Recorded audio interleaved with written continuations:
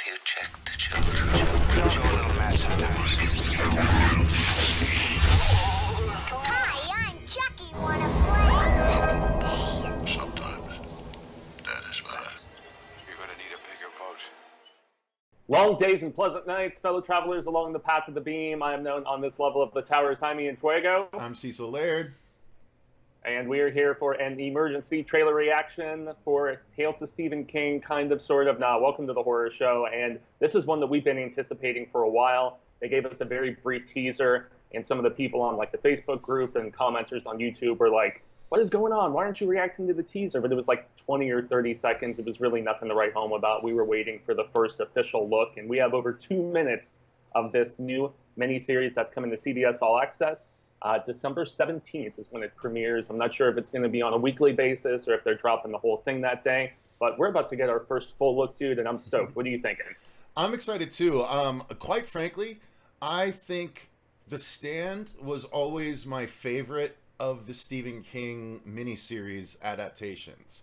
I don't know. I think I did maybe ultimately like it better than It.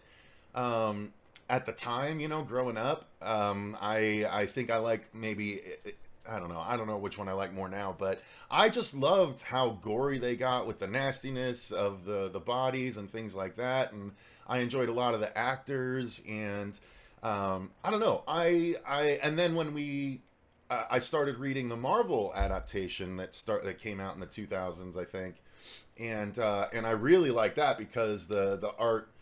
They really went wild with the art because it was definitely an adult book, and so I dig this particular post-apocalyptic story because it's not zombies, first off, and so yeah, I'm excited to see this. I like Alexander Skarsgård a lot. I watched him in True Blood, so I know why he is going to work really well for this.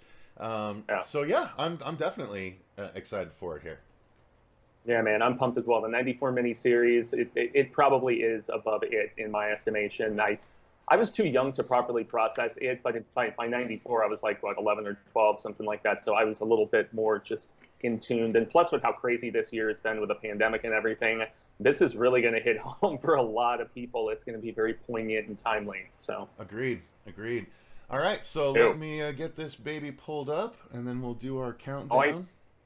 I'm going to lower the volume on it a little bit so I'm not killing everyone with the volume because it blends with your audio. So, you ready for this? I'm pumped, man. Let's do it. All right, 3, 2, 1, go. The world is now a blank page. Make your stand. Another Abigail. Oh, we got that The pre-trailer. Pre-trailer. Oh, good song. Mm-hmm. Here we go with another slowed down song. It's creepy. I'm scared. Me too. So that's our new Larry Underwood. I know he's from Watchmen, I've heard. To the Boulder Free Zone. Stu Redmond. Which one of you is Larry Underwood? How do you know who I am? How do you That's think? the guy. Mother Abigail? All I know is that we dreamed of her and she was real. I guess Whoopi She brought wanted to us all play the role in together. the 94 Keep us miniseries. safe Didn't in get these the uncertain chance. times. Oh, really? These uncertain times? Wow. It's funny that she didn't, because now she's the perfect age for it. So there's our Franny. That's a young. She was from Assassination Calls Nation. himself the Dark Man. Mostly I just see his wolf. Ooh. Ah, Mother Abigail right out of the told us book. that there are two sides to the world. There's the good, and then there's a deep well of darkness. Very well shot. Higher production values. Come on, run on with me. Mm-hmm. Oh, there's our Lloyd. In the world that was, they told you it was wrong. Want more? Their time is at an end. Andy. Our time has begun. There's bitter days ahead. Journey. Damn. Death and terror. The Dark Man grows stronger every day. And soon he'll destroy all who stand against him. You see, the world is now a blank page. And it is there. Right. You must make your stand. Dude, that looks good. And, yeah. I already want more. I'm like, that was not, it was over 2 minutes. It's still not long enough. And there's some trailers that we watch that are like 2.5 minutes, and they feel a little laboring and a little long. I was captivated. That's why I stopped even talking. I know, me too. Halfway through, I'm like, I'm just watching this at this point. Yeah. So they actually didn't lean heavy on the pandemic of it all. It doesn't seem like they never even show any bodies. You can tell it's kind of you can tell it's kind of post-apocalyptic, but they're not showing really why yet. Yeah, I think they're just assuming people are familiar with this property and they know what the score is and stuff. But I mean, yeah, aside from that, the one thing I'm curious about this Skarsgård performance is there was like a little sinister sarcasm to the previous portrayal of Flag, and that's straight out of the book too. He seems spot on serious in this, so I'm wondering if he's going to have that dark humorous aspect or not. They wouldn't put that in the trailer though, right? They want to make him look terribly scary in the trailer. So they don't. They're not going to put that in the trailer. But I think he's the perfect. He really is the perfect actor to do both of those things. So I think it'll absolutely be a part of the character. They're just not leaning on it for the trailer because again, you don't want your bad guy joking in the trailer. True. Are you rolling it back already, or? Oh yeah, I already did. Yeah, I'm already at 122 the next time through. So okay. Yeah. I'm Go ahead. I'm curious. Give me your full reaction, and then I'll talk. I know everyone's more interested in yours, so go for it. Oh, not at all, man. No, This has been long coming. Josh Boone, who is behind this, I know he did Fault in Our Stars, which I've heard good things about, but it's more on the YA side, so I haven't watched it. He actually worked on this with Owen King, Steve's son, in the development process, and they're saying they're going to go more for the R-rated nature of the book with this. CBS All Access is just letting them roll with it, which that's exciting. I mean, there were some limitations to the 94 production as far as budget, and there's only so far you can go with TV as far as the edgy storytelling and stuff. The only casting that I'm just a little off about is Larry Underwood because of how his character is written and the fact that he's like a white guy playing jazz and blues music and stuff like that. And that was so they're obviously flipping that, and that's not going to be an issue with having a black dude. Yeah, I think black guys can get away with being blues and jazz musicians too. True, but I mean, as far as how he was written, and just they're obviously omitting some of the crap that he got in the book from his mother and from various stuff. Cast looks solid though. I gotta say, I mean, we already mentioned Odessa Young. James Marsden is an interesting choice for Stu Redman.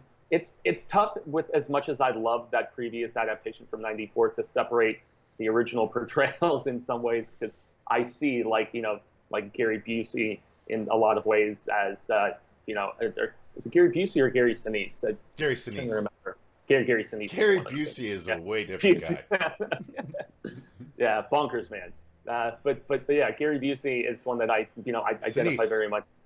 Sinise, I keep effing it up, yo. Yeah,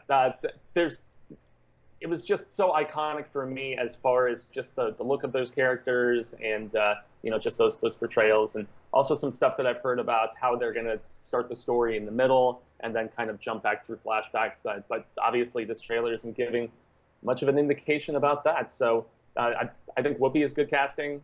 Definitely down for that. I don't know if we saw Amber Heard, who is playing Nadine Cross, who is the villainous chick who hooks up with Harold Lauder and messes stuff up in the Boulder Zone. But I mean, I don't know. I don't really have much crap to talk about this. I'm excited, man. So yeah, I think everyone looks like they're gonna acquit themselves just fine.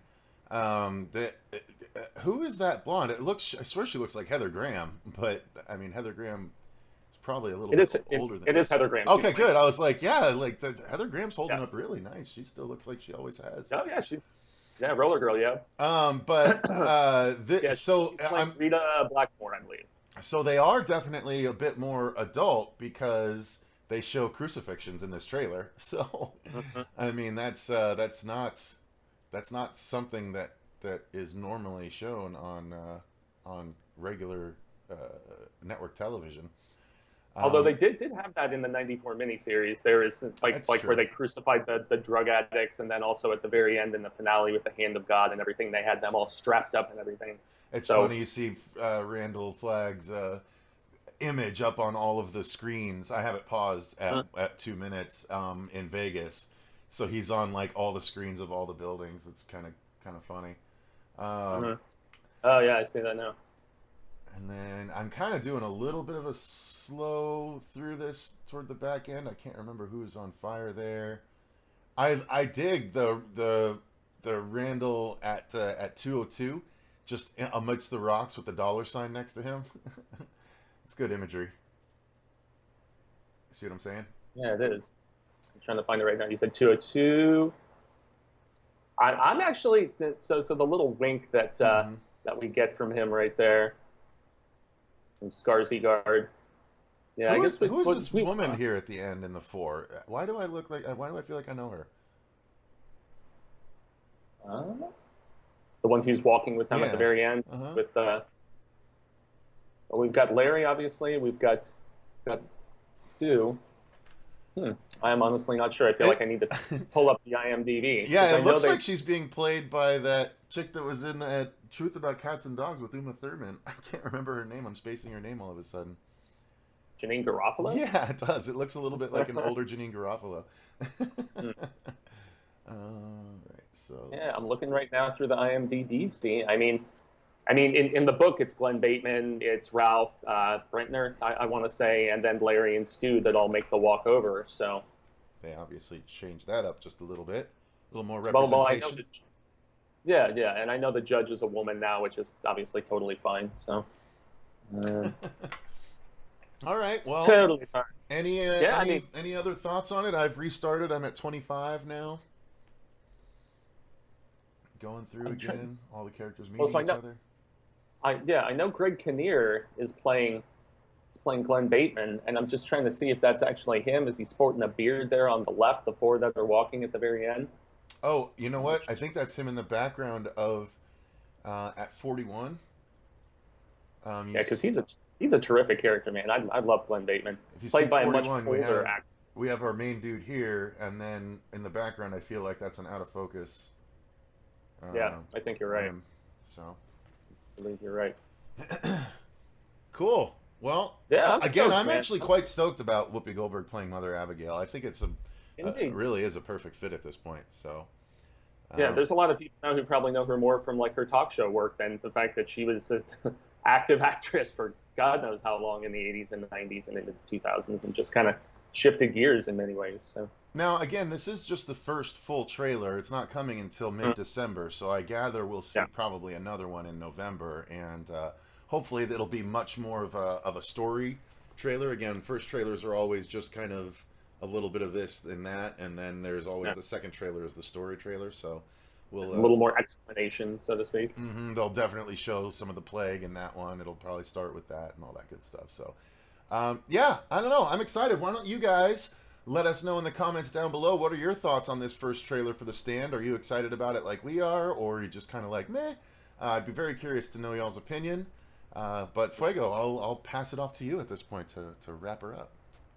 Yeah, so greatly appreciated, everybody. And yes, December 17th, mark your calendars. So, just a quick thought, though. There were some people that wondered if it was in poor taste to release this in a year with everything that's transpired, if they should have pushed it ahead to 2021. Do you think that's even an issue? Do you think people want to see something like this in the midst of everything?